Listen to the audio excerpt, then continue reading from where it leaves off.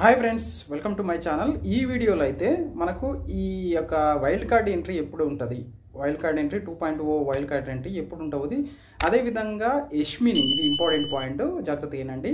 యష్మిని secret రూమ్లోకి పంపిస్తే ఆట ఏ విధంగా రసవత్తరంగా ఉంటుంది ఈ యొక్క వైల్డ్ కార్డ్ ఎంట్రీ వచ్చే ముందే అని ఈ రెండు పాయింట్ల మీదనైతే ఈ వీడియో అయితే ఉండబోతుంది ఫ్రెండ్స్. దానికంటే ముందు నా ఛానల్ని సబ్స్క్రైబ్ చేయండి, లైక్ చేయండి, షేర్ చేయండి, కామెంట్ చేయండి ఫ్రెండ్స్.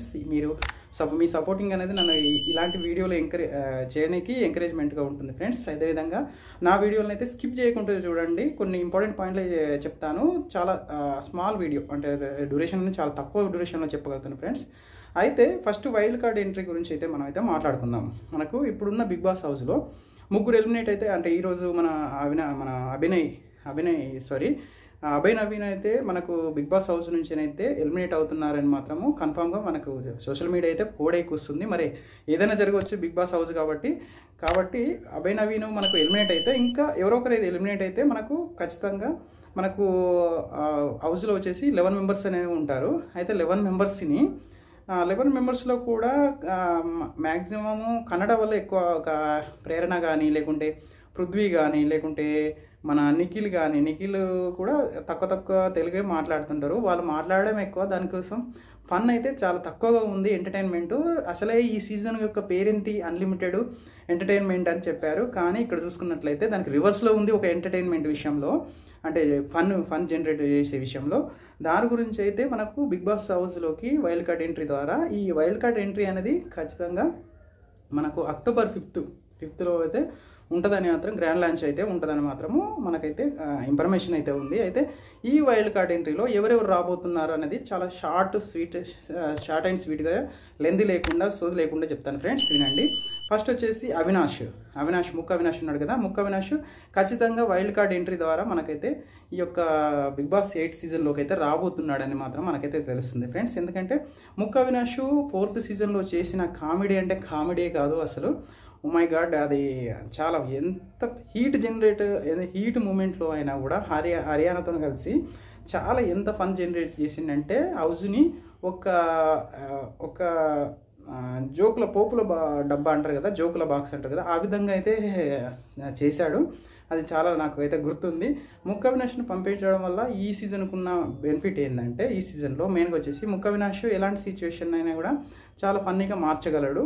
అంటే హీట్గానే ఉంచేసి దాన్ని ఏ విధంగా మాస్ చేయాలి, ఆ తర్వాత నామినేషన్స్ కానీ, లేకుంటే ఏదైనా కాన్వర్జేషన్ ఆర్గ్యుమెంట్ జరిగిన తర్వాత.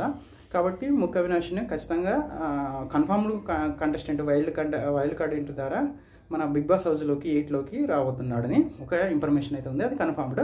నెక్స్ట్ వచ్చేసి మనకు హరితేజ గారు సీజన్ 1లో మనకు చాలా బాగా సపోర్ట్ ఇచ్చిన, లేకుంటే చాలా కంటెంట్ ఉన్న కంటెస్టెంట్. అదేవిధంగా చాలా క్లారిటీగా చాలా తను మాట్లాడే విధానం కానీ, దాని తర్వాత ఆమె ఒకనొక టైంలో నాకు బాగా గుర్తుంది, ఒక హరికథ చెప్పింది. అబ్బా, అదైతే ఇప్పటివరకు బిగ్ బాస్ సీజన్లో మాత్రం ఇప్పటివరకు అయితే మర్చిపోని సంఘటన. అట్లాంటి మంచి కంటెంట్ ఉన్న ఒక కంటెస్టెంట్ ఈ సీజన్లోకి వస్తే మనకు బిగ్ బాస్ అనేది ఇంకా హై లెవెల్లోకి వెళ్ళిపోతుందని మాత్రము మనకు బిగ్ బాస్ టీం అయితే ఖచ్చితంగా హరితేజను మళ్ళీ రీఎంట్రీ, అంటే వైల్డ్ కార్డ్ ఎంట్రీ ద్వారా హౌస్లోకి అయితే పంపించడానికి అయితే కన్ఫర్మ్ అయిపోయిందని తెలుస్తుంది. ఆ థర్డ్ కంటెస్టెంట్ వచ్చేసి జబర్దస్త్ రోహిణి కూడా మనకు ఏ సీజను, జబర్దస్త్ రోహిణి వచ్చేసి థర్డ్ సీజన్లో వచ్చి అదేదో జ్యోతితో చిన్నగా ముచ్చట్లు పెడుతుంది. రూల్స్ అండ్ రెగ్యులేషన్స్కి కొంచెం అంటే డీవియేట్ అయింది అన్నట్టు డైరెక్ట్ నామినేట్ చేయడం వల్ల పాపం బయటికి వెళ్ళిపోయింది. కాబట్టి ఆ రోహిణి కూడా మన ఈ బిగ్ బాస్ హౌస్లోకి వైల్డ్ కార్డ్ ఎంట్రీ ద్వారా వస్తుందని మనకు ఒక సమాచారం ఉంది. తను కూడా ఫన్ జనరేట్ చేస్తుంది. అదేవిధంగా జబర్దస్త్లో చూసుకుంటే మాత్రం టీమ్ లీడర్గా అయ్యింది.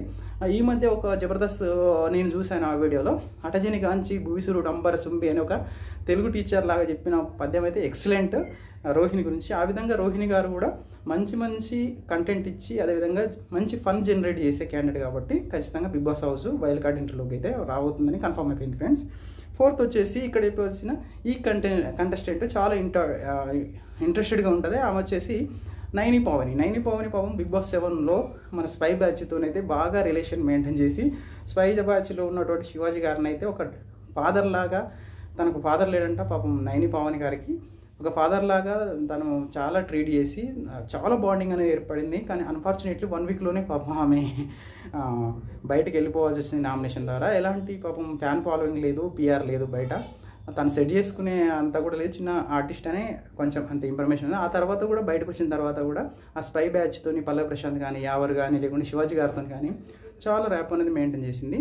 ఈ విధంగా నైని పవన్ కూడా రాబోతుందని తెలిసింది. అయితే ఇక్కడ ఇంకొక విషయం ఏంటంటే, ఈ విధంగా నలుగురు అయితే కన్ఫర్మ్ అయిపోయింది. దాంతో పాటు మనకు ఎవరు అశ్వత్థామ 2.0, అదేవిధంగా యాంకర్ రవి, వీళ్ళందరూ రాబోతున్నారని మనకైతే ఇన్ఫర్మేషన్ ఉంది ఫ్రెండ్స్. అయితే ఈ పాయింట్ ఈ విధంగా ఉండ యష్మిని నిజంగా సీక్రెట్ రూమ్కి పంపిస్తే ఆట అనేది రసవత్తరంగా ఉండబోతుంది. ఈ యొక్క బిగ్ బాస్ 8 ఒక టాప్ పొజిషన్లోకి వెళ్ళిపోతుందని మాత్రం నా అభిప్రాయం. కానీ సీక్రెట్ రూమ్ పంపిస్తే బాగుంటుందా అనేది మాత్రం ఒక కామెంట్ రూపంలో తెలియండి. ఎందుకంటే యష్మి ఒక ఆడపులిలాగా